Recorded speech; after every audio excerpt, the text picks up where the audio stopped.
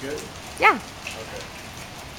In order to have consecutive successful outings in a row, usually you want to follow 8 simple guidelines to pitching, and I'm about to show you those. So step 1 is your starting position.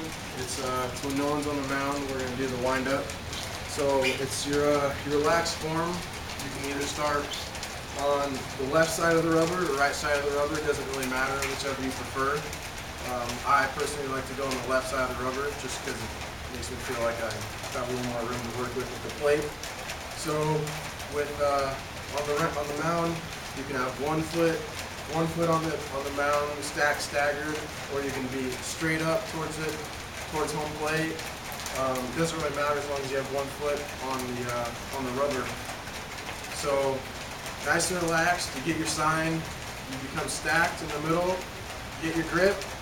And then the next step is step 2, which is a step back.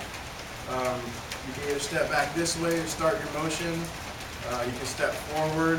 The only problem is that some kids who don't know how to pitch, they step too far back, and then it just creates a lot of extra movement that you don't need. You lose your balance.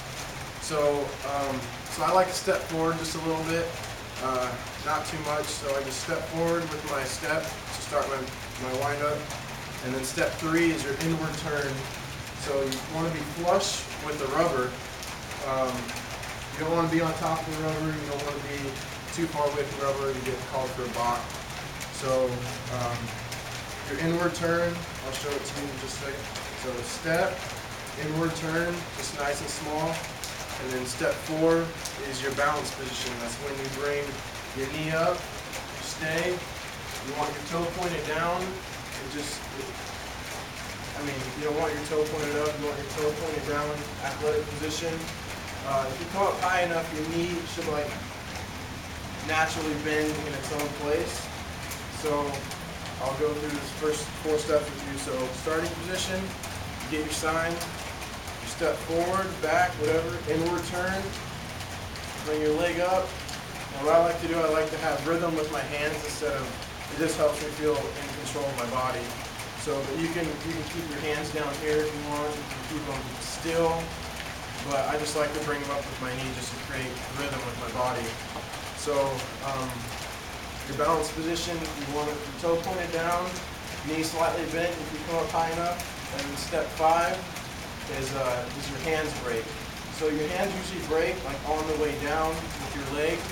It should be continuous motion, so such as this. If this is home plate, you bring your leg up on the way down. Your hand should break as your knee hits the bottom, and it's just about to drive towards. So, so with your stride, you want to come set up, and then step 6 is your stride. So with your stride, you just want to, I guess use your momentum to take you forward. You don't want to go too far with your stride. You don't want to become too short, or else you become unstable. You'll lose a lot of power within your hips and your shoulders. You'll fly open and have not very good control of your ball. So with your stride, you want to pretty much draw like a straight line and stay within that parameter. And you should naturally follow through in a straight line. Keep your shoulders closed. So you step forward, inward turn, balance. On the way down, break your hands, and then you stride. And then your glove arm can be pointed at the catcher. You don't want it pointed out like this because then you'll fly open and you lose your hip power. So I like to point my glove at the back of the right-hander corner's batter's box, like just to keep my shoulders closed a little bit, keeps my hips still packing the torque that I need to throw. And so also when your hands break, it's called symmetry with your hands. So whatever your glove arm does, your right arm should reciprocate it in the opposite way. So you don't want to be like this or. We'll have to edit. It's okay. Yeah. So, anyways, so this is from a side view. So come stacked, step, inward turn, balance. On the way down, break your hands, and then glove arm pointed within the general direction of your pitching, and then your handle should come up, and then what's step 7? Stride. Yeah, your stride, and then your release point. So your release point, when you come up to pitch, is you follow through with your chest forward, a little bit above your knee. This should all become natural as you're throwing. You shouldn't be self-conscious about this. So when you throw, you want your release point out in front of you. You want to feel it off the front of your fingertips. You don't want to aim with your palm. You don't want to throw it like this, like you're throwing a pie. You want your ball facing down the whole time. It gives you a natural whip with your arm. So you want your release point out in front of you, long extension with your fingers and arm, and then step 8 is your follow through, which depending on how much torque you get with your hips and your shoulders, you can follow through directly at home plate, or you can follow through like this. I mean, it just depends on your natural body chemistry. So I'm going to go over the 8 simple steps forward with you, and then on the side. So step 1, your starting position. You can start wherever you feel comfortable with the ball, get your sign. So you step forward, inward turn, your balance, toe pointed down, knee slightly bent. Feel balanced. You don't want to feel like you're tipping back or forward or anything. On the way down, break your hands, which should come naturally, and then your stride. My glove arm is closed to help my shoulders and hips stay back.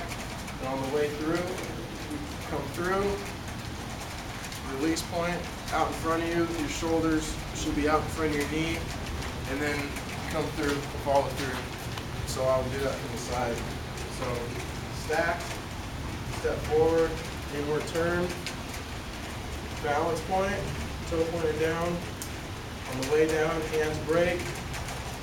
Your glove arm closed, keep your hips back, and then just coming through, follow through, and then, so yeah. And those are the 8 simple guidelines to pitching. Okay, so do it again from the side, and just go a little bit quicker. Don't stop in between. Just go step. So we got 1, Okay.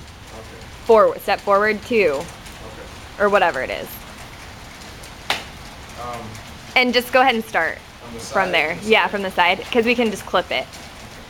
You know how to do that? Yeah. Okay. So, alright, so I'm going to give you just a fluid motion without stopping and pitching. Okay, so stacked, 1, 2, 3, 4, 5, 6. 6, 7, 8. 6, 7, 8. Do it one more time with the counting right. And yeah, and go. So it's like your 5, 6, 7, 8. Just go ahead and count it out. Like 5, 6 are together, because it's your break, right? Yeah. Yeah. Okay. Should I title it again or No. Okay. So 1, 2, 3, 4, 5, 6, 7, 8. So yeah. So you go forward. And then go ahead and give an ending or something like, and that's. All right. And with these simple 8 guidelines, if you follow them. Wait, sorry. Just say 8 simple steps. Okay. All right. So if you follow these 8 simple steps, maybe not to a T because everybody's different. If you follow them within your comfortability, you should be very successful and consistent, and that should take you to the next level. Okay, and then do it one more time, and then I want you to go follow these 8 simple steps, and you're on your way to a successful, I don't know, and you're right on track for a successful baseball or something. And have fun, like be nice, and because you're with kids, like smile, like don't be serious. Okay. Just for one. I just want to see what it looks like. Okay? Okay. Good? Yes. All right. And if you follow these 8 simple steps, you'll have very... Help me out again. Help me out again. What should I say? Just pretend like I'm an 8-year-old kid, right? So like follow these 8 simple steps, and you won't have, or like, and you'll be pitching like Randy Johnson before you know it. I don't know who's. Go Mariners. All right. Okay. All right. If you follow these 8 simple steps, you'll pitch in like Randy Johnson in no time. Yay.